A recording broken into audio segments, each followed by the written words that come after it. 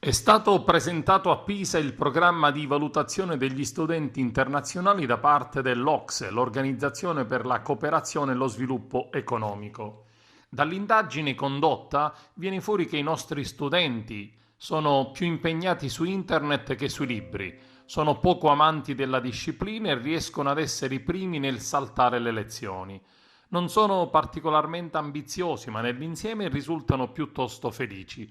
Questa è in sintesi la fotografia sui giovani studenti italiani secondo il rapporto che valuta le competenze essenziali dei quindicenni ed il loro benessere a scuola nei paesi industrializzati e di altri paesi per un totale di circa 80 economie nel mondo.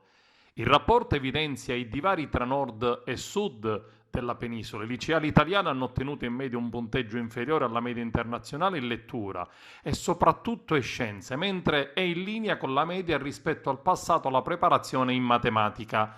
Il voto nella lettura, che è la parte centrale dell'indagine 2018, è di 476 punti contro la media dell'Ocse che è di 487 e riporta l'Italia a livello del 2003, posizionandola al 25° posto tra i 36 paesi dell'Ocse. In scienze il voto è bruscamente calato e vede l'Italia scendere ulteriormente nella graduatoria al 30° posto.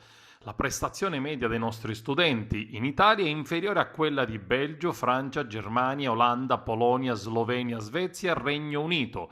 Ai vertici mondiali restano comunque le economie asiatiche che soprattutto con i numeri surclassano l'Occidente, anche e soprattutto per l'elevata popolazione. I quindicenni delle 4 province cinesi che hanno partecipato a Pisa, Pechino, Shanghai, Jiangsu e Zhejiang, ottengono in media un punteggio altissimo in matematica, seguiti da quelli di Singapore.